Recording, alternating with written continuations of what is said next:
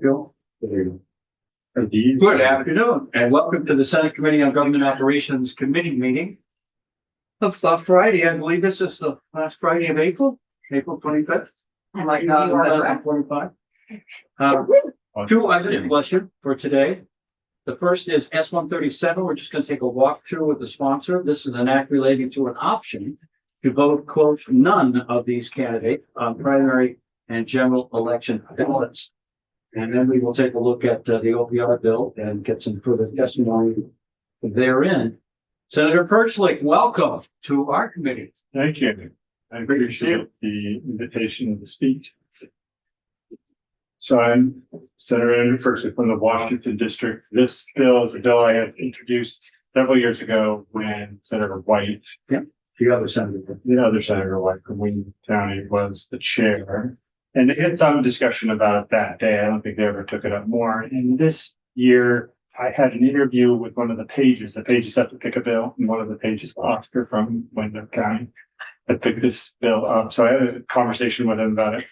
And he asked me initially questions like, what are the main hurdles you have in getting this bill? And I thought about it. I think the main hurdle is getting people to take it seriously. I think people, when they first hear about it, they think, that doesn't matter, or that's kind of funny, or it's not a real thing. So that's what I struggle with, is trying to convince people that this is a real matter and it's a matter about democracy and it's an important part of our democracy. So there's only one state that allows none of these candidates on the ballot. That's Nevada. We do allow it in some states, and their primaries allow you to vote for uncommitted delegates. That's kind of like saying I don't like any of the candidates in this primary. So you can, that's kind of like none of those candidates. Yeah, I remember in the last presidential election, I think it was Iowa, there was a bunch of people trying to vote for uncommitted delegates. Before Biden had dropped out, they were trying to make a statement that way. That's right. But the basic issue is that consent of the voters requires the ability to withhold your consent, and we don't have that now. So you can not vote, but that's not counted as a vote. And we don't know why that person voted. So you could be in a district where you're a very liberal person, but it's a very red district where there's only a Democrat doesn't even run. So you get to the ballot, there's a conservative Republican on the district, and then somebody you don't know is an independent. That could just be or a libertarian or something. And so you have to choose between those two. But so you're like, well, I'm not going to vote, but I just put in my blank ballot. But you don't know if they didn't like the two candidates, or they just didn't know that office, or they were lazy or in a hurry and they just wanted to vote for governor. So you get no information when they vote blank, and it doesn't count as the majority. So this proposal says that they could choose about saying none of these candidates represent my values, and if that counts as a vote. So for calculating the majority, so it's important about calculating majority for the statewide elections, because if you don't get a majority, it comes to the legislature. But I think for the state Senate and House races, where there's only one or two candidates, it would help us. It would really be helpful for redistricting. I was on the redistricting commission last time. And if you have a district where none of these candidates is getting over 5%, I would say you drew the boundaries wrong, because that district is not getting candidates that people want to vote for. And why is that?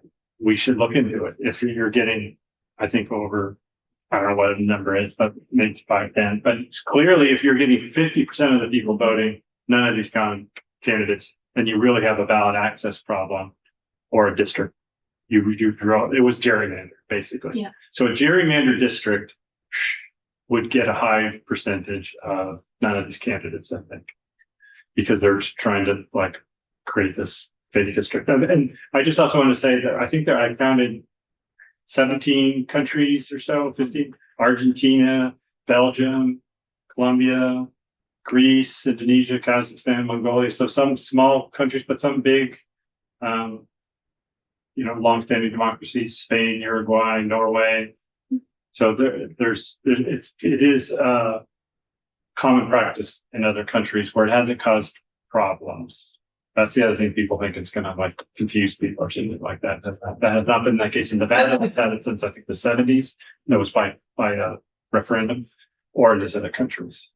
Senator Yoski. So I have a logistical question, and that is what happens if none of these candidates wins? Yeah. So I think the bill says, I should have checked this before I came in here, that you do go to the plurality. So it's just whoever got the most votes, which is the way it is now, if the majority doesn't win. But if the majority is none of the candidates, you can't have none of the candidate become the candidate. So you would just choose the person that got the most, the candidate that got the most votes.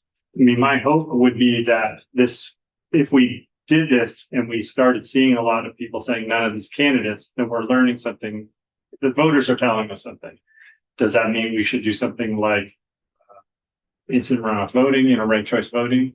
Because right now, whether you're from the liberal side or the conservative side, if you go there and you're none of the candidates are appealing to you, you don't really have an option to do anything.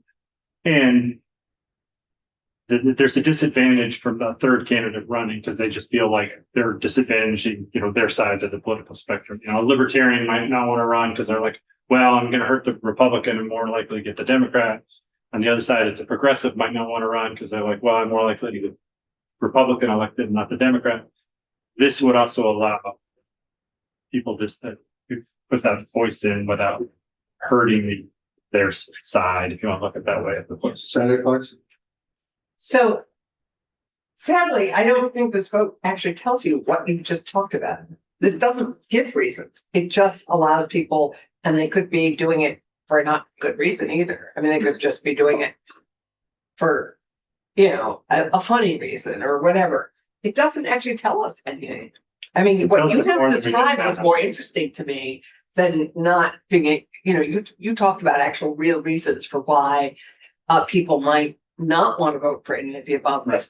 But checking off not any of the above doesn't tell us any of the things you just talked about. It tells us that none of the candidates were appealing to them. Yeah. And Maybe, we don't. or it might just be orneriness, Well, or you it could- might just be, I think that could be said about why they vote for me. Maybe they're like, I voted for that person because I thought it would be funny. Or, we don't know why we get any votes. So we have to take the voters seriously. And that if they're saying none of these candidates, I think we would say we did not have a system that provided candidates that they wanted to vote for. right. But my point is that vote doesn't tell us some of the interesting questions you were asking as you framed why this would be an option. Right. It doesn't tell us I'm unhappy with any of these candidates. It just says none of the above. It doesn't say I don't feel well represented, or it doesn't give a reason for why they aren't voting for any of the candidates. Well, I think the reason is they don't like any of the candidates. I think we have to take their vote seriously. It could be for some other reason, but I think that's the same for any vote. That could be for they're voting for this candidate because they hate the other candidate. We don't really know why anybody votes for anything. So it provides more information than we're getting now from a blank vote. So that would be valuable. Yeah, thank you, Chair Palmer. And I agree actually with that. I do think it gives us more information, especially around if someone just literally missed it on the ballot, which happens in our town all the time, is folks are, I misvoted for justice of the peace. I put in more than I meant to and my ballot got rejected. Well, I could have easily done the other way because you need to vote for like 16 people. Right. So there's lots of times that we get information from the ballot that says this amount of people voted, this amount of people voted yes, this amount of people voted no. And you don't know if the reason those people didn't vote was because they actually missed it on the ballot or thought they circled it and didn't, versus I am making an active decision to choose none of those candidates. That does feel like a different set of facts than just not seeing a vote. So I do agree with that. But I will say, and I am supportive of this bill. My one fear, and I wonder if you've thought about this, is, and this is personal in some regards, but it would be very embarrassing to win an election but still be beat by none of the above. Yeah. And I feel like that would be embarrassing. Good information. Yeah. Yeah. And I don't know if that actually provides more trust in the system, or it just allows politicians to be beat up and Yeah. saying, well, it really doesn't even matter, like, so I don't know if I think it would be harder for me to recruit specifically young women if their options were to potentially be kind of embarrassed publicly Mhm. in that way. And I'm wondering how you see this affecting people who decide to run for office. Because I don't mind being beaten by a person, but I do mind losing to, even if I win, losing in numbers to a. I mean, I hadn't thought about it kind of in the way you couch it, but I thought in the way, if you're a candidate, you could be an incumbent and only be the only person on the ballot. So you don't really have a choice, one. And then this gives them a choice. So if you're an incumbent or you're the only candidate on the ballot, then you don't have to be an incumbent, and none of these candidates wins, that should be, it's good information, and the voters spoke. They're like, you're still going to get elected, but obviously there's a problem in the ballot access process or the way the district was drawn. So other people didn't feel like they could But- have a fair chance. So we should kind of address that issue. Why aren't there more candidates? Nationally, you look at, there's 435 Congress people, only like 20, 40 of those races are competitive. I didn't know that. Yeah. And a lot of them are non-contested. Yeah, that's true. I mean, you look at a lot of us, or even in Vermont, pretty close to. Senator Flex. Well, I have a she's- brilliant idea. I'm wondering, and you may have addressed this in the bill, what does it, the way it is now, the blank votes, if nobody votes. Does this change the amount or the percentage of those that are in the race, making it more likely that there won't be a 50% margin for any of the candidates? Yeah, well, we don't know how the voters will see this, so I haven't looked at the statistics from Nevada, but I think it's a pretty small percentage of people that checks the spots. But yes, All right. especially if you only have a couple candidates, if you have more candidates, you're already gonna not get somebody in the majority. So it would possibility of throwing more elections to the legislature because you don't get the majority. Because the way I'm saying in the bill is none of these candidates vote does count as a vote, and so therefore it's part of the majority. Okay. And then I thought people could still abstain and not have it be a vote if they just leave it blank. And I thought the Secretary of State, or it could be printed on there. None of the above counts as a vote for the majority, but a blank vote does not, and that's like an abstention. So I guess by definition, Yeah. one more thing. You wouldn't be able to vote for Andy Perchlik and also none of the above, meaning the remainder of the No. list. No. That would be considered a spoiled ballot, I guess. Yes, yeah, they check the box. Okay. Senator Butts. So you said something that concerned me a little bit. Everyone has the opportunity to step up to the plate and run. Yeah. It's not like there's not there is access to the ballot. There is access to being a candidate. We do not make it expensive to run. You do need X number of signatures, but other than that, I would hardly say that this was a high threshold for running.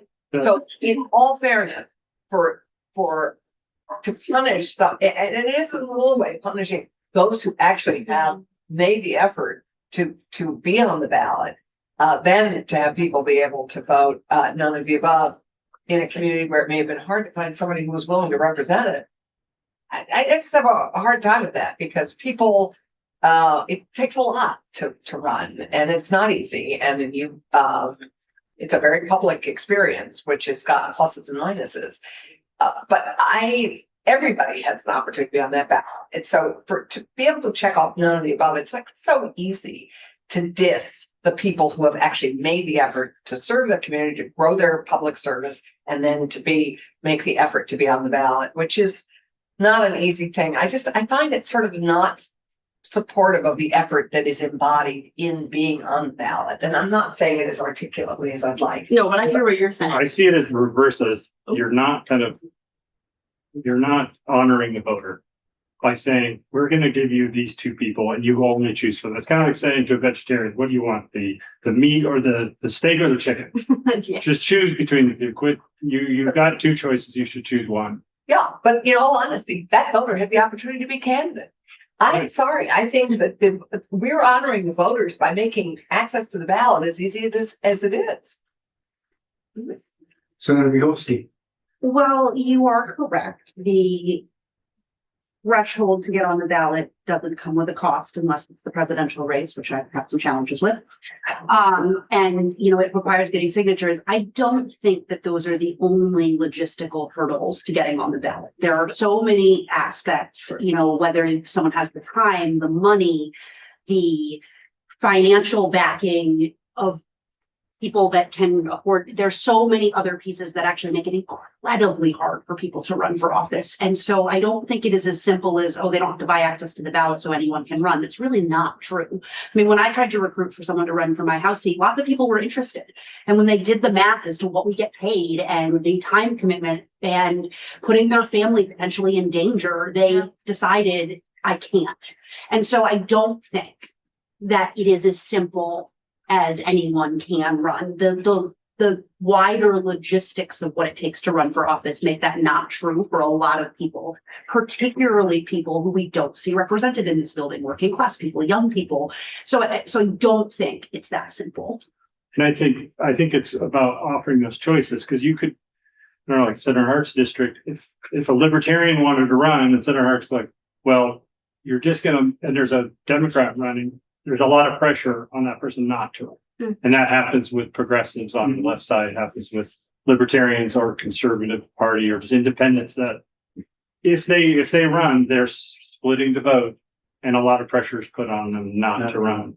And so that's kind of the ballot access issue that we have. And when you're forcing it, when you're putting it through the funnel of only 2 people or maybe only 1, because some people don't want to run if they're not going to get elected, or there's like, they're in a district who's like, I'm never going to get elected in Hart's district, so I'm not going to bother. So there's only 1 person. Is that, or do you have the consent of the voters in that?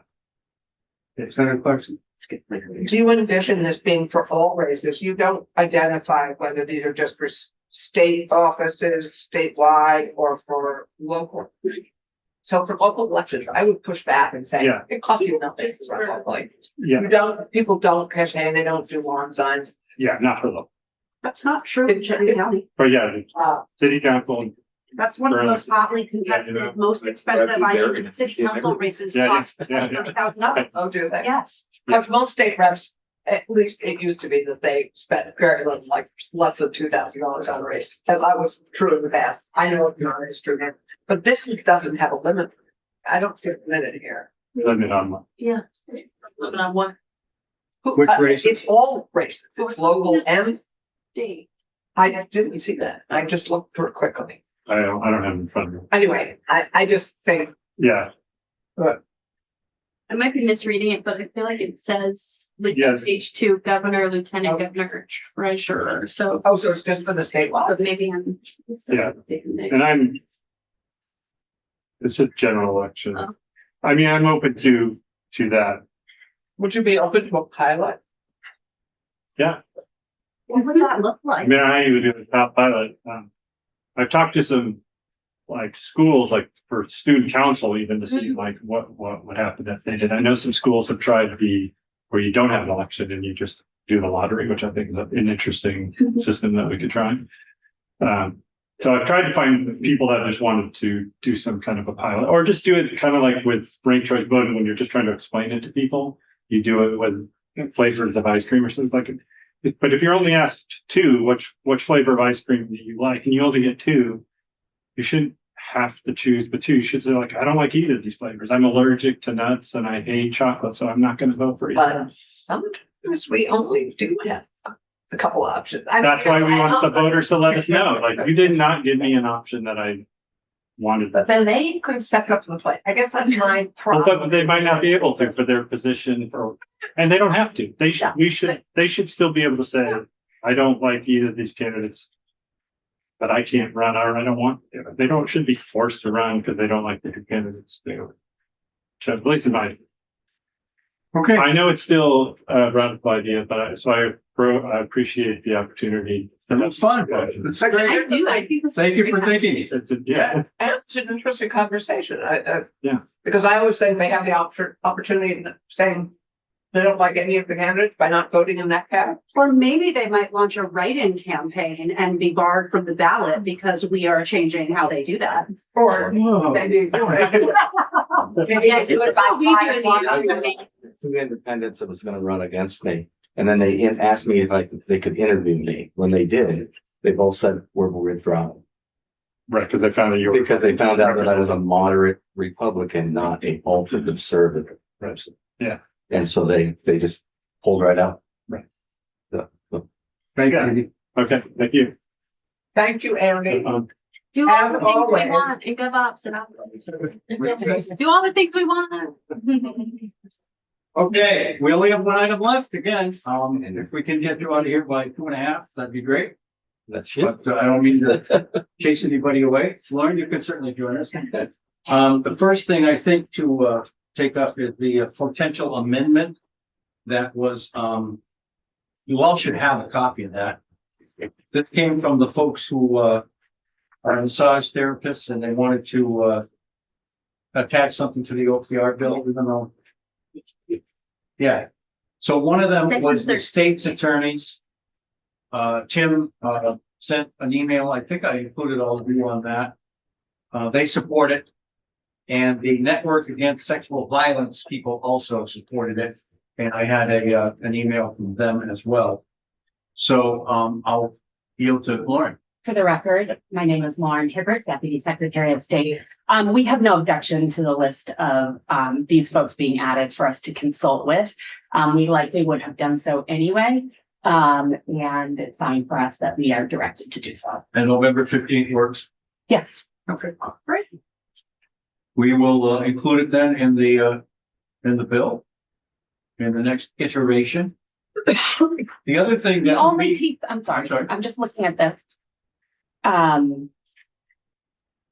I will forecast that we are unlikely to recommend licensure of massage therapy establishments. I'm happy, that's fine for it to be in there. It doesn't require us to do that, but we will likely recommend registration, which is under the definition of licensure. I just want to be really clear to folks that we're probably not going to require a license, but we probably are going to ask for registration of massage therapy establishments. So that language is fine. I just want to be clear to folks and forecast to people that I'm not thinking this would be a licensure program where there would be qualifications. I'm thinking it would be a registration program, which under the law, a license is a registration, a certification, or a license. So the language is fine. I just want to be really clear on the expectation from our office walking in because, and I want to be clear to this committee because we think that we should be registering massage establishments because we now, and we made a mistake when we wrote our Sunrise report that we did not recommend registration of massage establishments, only massage professionals. And the reason was we didn't assess adequately enough how much harm was happening in establishments, particularly around human trafficking. And while we don't think that registration of massage establishments will eradicate human trafficking, we think it will help. And that is why we've been approached on this topic. We agree that we would like to register establishments. We just were not ready to do so this session. So we are asking for this 9 months to create a plan, including legislative language, to move forward with that next year. the And so other, that's why this language is in the bill, just so this committee's aware of that. Yep. plan. the other issue, and I see Hercules on the screen. And I'll try to paraphrase what I remember from the testimony the other day. The fee that's being charged in many ways mirrors the fee that someone who is licensed would pay. And I didn't mean to put Jen on the spot the other day, but I asked her how you arrived at, I think it was $275 if I'm not For mistaken. the renewal. Yeah. Yes. Because they're registering, they're not getting a license, Yeah. so. maybe- So I just want to apologize. I only have paper. I will submit this digitally as well. I want to apologize to people online. I think there's a circle in hell for people who designed Excel. And I just want I just like fundamentally, like, there's gotta be something going on. So, I know, and you can't No, print from it's- Excel. I got that was an issue. There was some language. This is. There was some This is language being gorgeous. used in my office that I would not repeat online. I know. And These are all the. And so, what I'm gonna do is pass out, paper copies to the people in the room, and I make a strong commitment to, everyone that I'll put a digital copy once I figure out how to do that. Okay, actually, this is. That's a great option.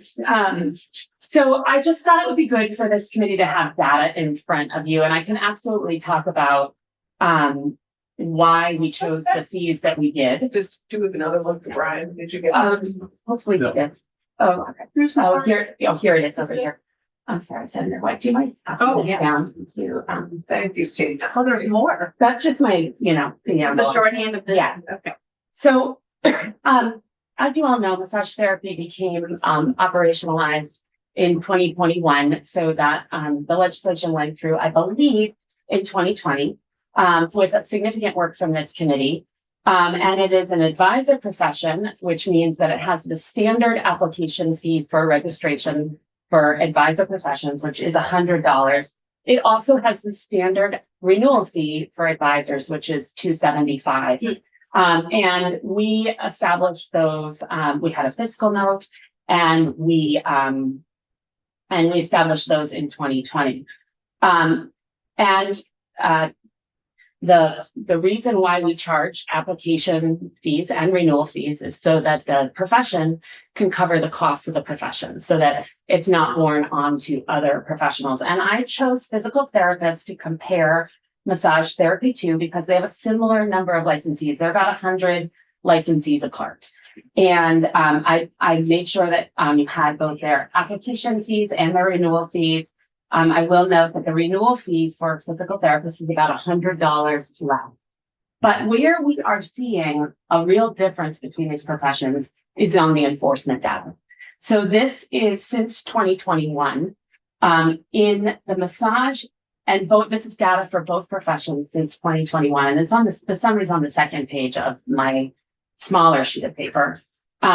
Since we started regulating massage in June of 2021, I looked at the data for both of these professions. So in massage, we received 81 complaints, and in physical therapists, we received 22. For massage, we opened 46 investigations as a result of those complaints. For PT, we opened 17. We prosecuted 12 cases in massage. In PT, we prosecuted none. And we have 16 cases currently pending in massage, and we have none in PT. And there's the cost. And there's the cost. And that's why I really cannot support a fee reduction in renewal at this time. We are seeing really serious cases. And the reason why you have the Excel spreadsheet is I just want you all to understand the types of cases that we receive in both of these professions. Some creepy stuff in there. Yes. And we have prosecuted people for sexually assaulting people during massage. We have received multiple complaints about human trafficking. Those types of complaints, whether we can act on them or not, and sometimes we can't act on them because especially in human trafficking, we have trouble maintaining witnesses, because when we start to investigate these cases, the women disappear, and hopefully they're okay. But we have really a lot of trouble prosecuting human trafficking cases. It's difficult and hard to investigate a sexual assault case.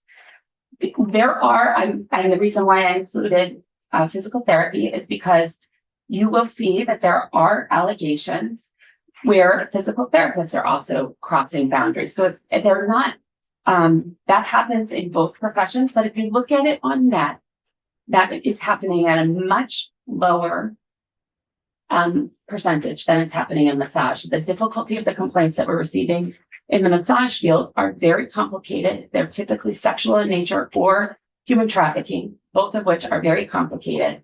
And the volume of complaints is significantly more. So that is why our office cannot support a fee reduction at this time. And I understand that to the licensed community, to the regulated community. It may seem like a registration is easier.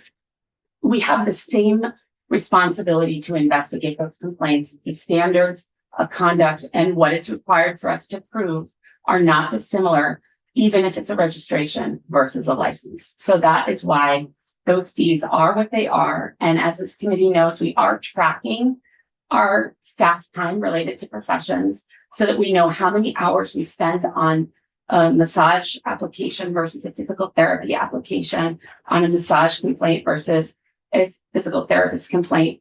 I think in the next 2 years, we'll have a really solid recommendation on actually how much it costs us by hour to regulate every profession, because we haven't allocated our staff time by profession until the end of last year. And we need to do that so we can better understand the challenges of regulating such a diverse group of professionals. So I know that this is probably information overload or hopefully it's the right level of information. I'm happy to answer any questions, but that's why I cannot support a renewal, a reduction in the renewal fee at this time. And I hate to make this like a courtroom with a witness and then cross-examination. I don't mean to do that, but Hercules took the time to join us. So if you wanted to offer testimony, Hercules, certainly be welcome. And I apologize, Hercules, that I didn't give you that you don't have this data in front of you. I really am sorry about You that. would have had to mail it about a week ago. Well, But we can't give you a notion that it's pages of, sadly, too much allegation of sexual misconduct. I mean, just page after page. You're muted, Hercules. You're still muted. There you go. Thank you. I appreciate the understand, and I hope to get, I look forward to getting the paperwork. I can understand that type of paperwork is quite hellish to deal with. Yes, that's a lot taken. We are not, in terms of fees, we are not, we understand that the things that do need to be paid for, and that's, and we understand, we do respect and understand the aspect of the human trafficking side. We just have questions about how the money is being used. We feel like, one, you're focusing on therapists. The question becomes, we fall under a category of therapists, touch professionals, and energy workers. Two, that the fees are being used to investigate establishments instead of directly massage therapists. And then in addition, yes, it seems that we are focusing in on this particular issue as opposed to including in the discussion. We're looking to register massage establishments. So if we're registering a massage establishment, and it was brought up in the meeting the other day, I believe by the chairman, individuals like myself are an establishment. Salons, spas, all them are establishments. Even physical therapists are establishments. They offer massage. So the question then also becomes, in terms of fees, and a concern, that we're paying a $275 fee for registering. Are we going to be incurring another fee for registering as a business? And how will that, offset if you're investigating between a individual or a business? so I don't want to get ahead. I don't know whether I'm inclined to turn to you this way, but then you can't come at me. So I'm going to pretend that I'm looking at you this way. I appreciate it. It's just, it's a weird thing. I don't want to get ahead of what our recommendation is going to be, but in our internal conversations already that we've had on this topic, because we did really explore whether we could get this together this session, because this is something I just want to really let this committee know. These cases are really challenging. They're heartbreaking, and the fact that we are limited in what we can do is incredibly frustrating. So the team at OPR wants to do everything we can. We already have been partnering with law enforcement, both state police and local, on these investigations. And of course, we have criminal investigators in-house. so we really have been trying to investigate these cases the best we can. The way that we have been envisioning this registration for establishments is if there are 2 or more massage therapists who work within the establishment, because that's where we see the harm, where that could be happening is if there's 2 or more. So, or if the establishment is owned by someone who is not a licensed professional. So I think that's how we'll design the requirement for registration is the massage establishment is not owned by a massage registrant. So not a sole proprietor. So not a sole proprietor. Or 2 or more massage therapists are working there. So Hercules, if you own the establishment and you employ 4 people, you would have to register. And if you worked alone, but you did not own the establishment, I did, that I would have to register the massage establishment. But that's what we're envisioning. Follow-up question on the report though. Is there in the report a level of experience for the people who are in violation? Because as I said, we have been pushing for licensure and licensing. We require schooling, ethics, and whatnot. But since registration is not require that, and the person are those statistics in the report? I'm sure we will address that, Hercules, but what we have found in our investigations, and I don't have the data right in front of me, is that the folks who are disciplined or investigated by our office outside of the human trafficking element, which those people that we're investigating obviously would not be qualified for a license and are victims of a crime. The fact of whether or not you would be qualified for a license or not is not determinative of whether or not you would commit these acts of unprofessional conduct. So even the training and qualifications are not stopping people from committing unprofessional conduct. But I don't know with respect to establishments what we will say in terms of years of experience or ability to open a shop based on years of experience. I would imagine, like I said earlier, that we probably will focus on registration first, because there are many, many, many people who own establishments who would not qualify for a massage license as your association is pushing for, who operate in this state. At this time, I'm good. Thank you. Anything else, Hercules? Not at this time. Thank you. Okay. And you did hear that OPR is going to support the amendment. Okay, great. Any other questions for Lauren with respect to the OPR bill today? We're going to take a look at the other bill at some point next week, but Senator Bielanski. I'm just posing, it's the same question I asked when we discussed this issue before around the fees, and the witness we had in the room is not the right person to ask the question to, and that is about eliminating the barrier or the prohibition on commingling across professions. And if we can move in that direction to help our our lower earning professionals really have their license fees subsidized by higher earning professionals, and if just where we're at in that process, because I know that that's one of the barriers and one of the reasons why you can't support lowering this license. Yes, thank you for understanding, and also for the very, very, very good question, because to my mind, that's one of the key questions that we need to answer with our licensure study report. There are 2 big questions that I'm just going to posit for you guys to mull over.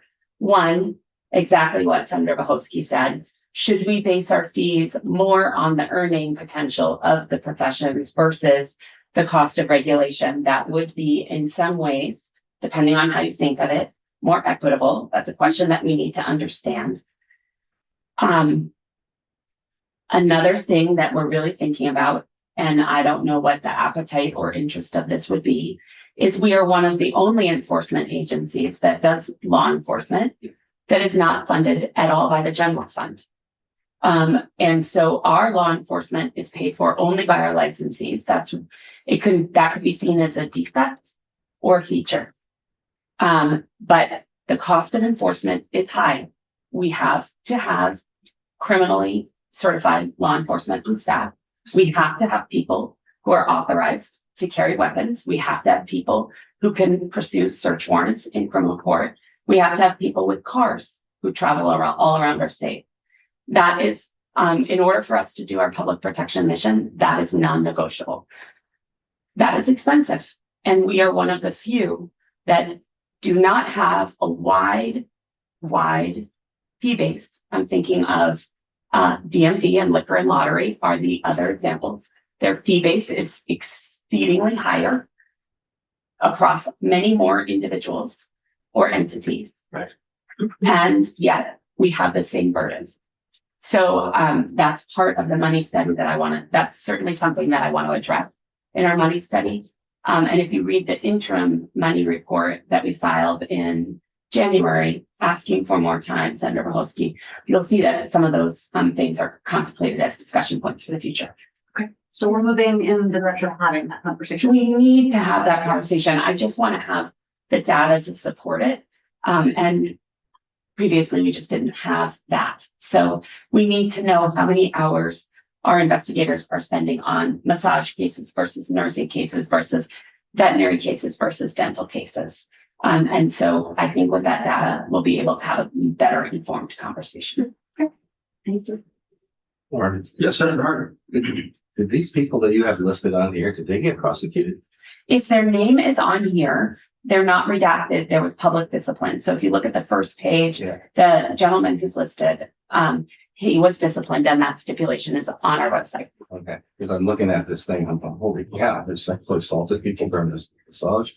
Like, Yeah. Yeah, that's my reaction as well. But yeah, that was So Yeah. you can see the people who have been 1, 2, 3, 4, 5, 6, 7. The 7th column shows the status of the complaint. You can see that if they're disciplined, their name is there. If the pending charges for this, that is not easy to find on our website. So we redacted it for the purposes of this, because they haven't been found. That's public information, but it hasn't been found yet. So just for this purpose, we redacted it.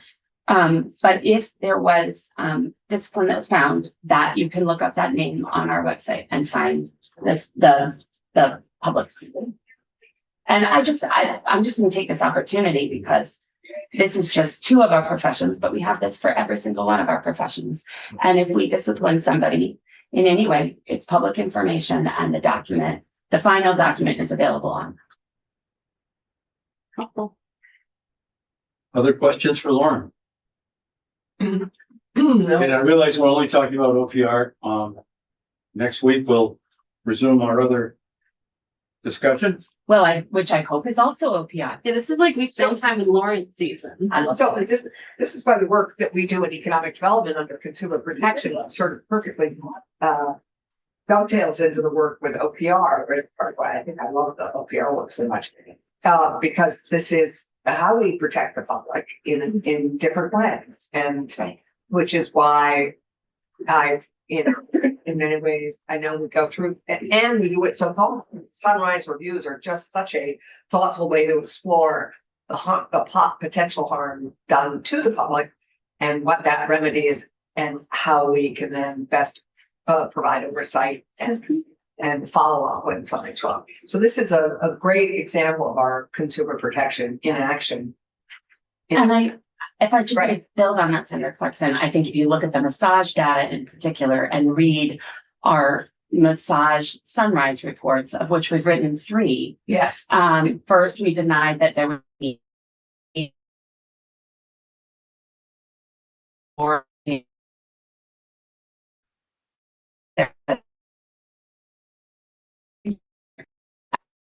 around the harm, you'll see that we also concern about human trafficking in our second report.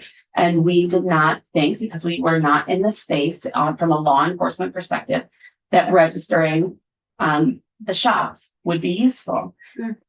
Now that we are in the space and we're seeing the volume of complaints and we're trying to investigate them, the ability to immediately close an establishment through a summer suspension would be really helpful. I want to continue to have a conversation with the league about what cities and towns can do to, on a local level, through an ordinance level, to ensure that if an establishment is summarily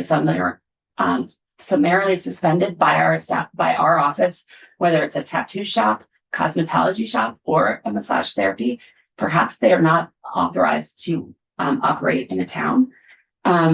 And this also gives us better criminal avenues, because we can get a search warrant of an establishment. We can, there's more options available if we register establishments. So that's really why we are recommending registration of massage therapy establishments, because now that we're and we're seeing the data and we're starting to try and do these investigations, we think if the establishments were registered, we'd have more tools.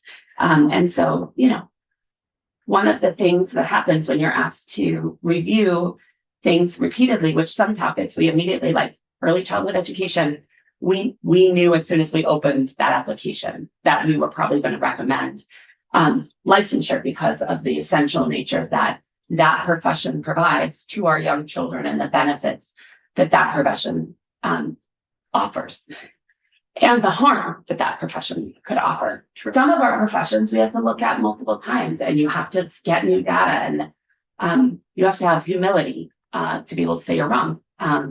Here we were wrong, and we need to be really thoughtful in our sunrise review and reassess and be clear when we're wrong.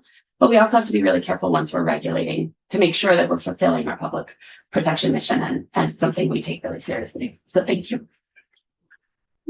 Anything else for Lauren? Okay, Thank you. thanks, Lauren. Committee, anything else for the committee? On the OPR bill? Oh, well, you could open the door to anything.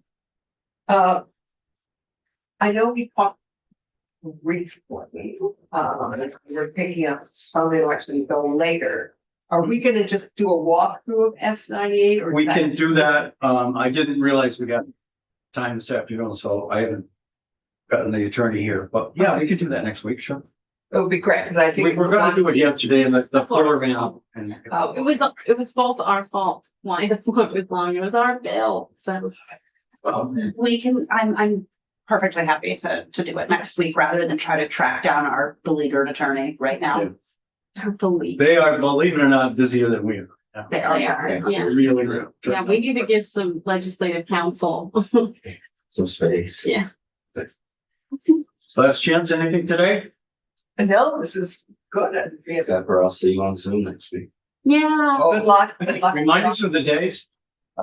Thursday and Friday. Oh, well, you'll be here Tuesday and Wednesday. No. Oh, Tuesday. oh, you'll be out Tuesday and Wednesday. So you're being Tuesday, tested. Wednesday, I'll be home, Wednesday and Thursday. They don't want me driving, they don't want me doing anything. Okay. So So we're not gonna see you Tuesday or Wednesday, No. period. I'm gonna be at pre-op on Tuesday, and Wednesday is citizens. Okay, well, best of luck. You'll have our sincere good thoughts with you, and we'll see you back later. next So month. if you see this or this, you know which way I'm voting. I might not be able to speak there. Are we? That's what Bill Bruce, Sonny the Bruce told me, says, just go like this or like this. We've done Let's get one point. that. Okay, we'll see all of you next Tuesday.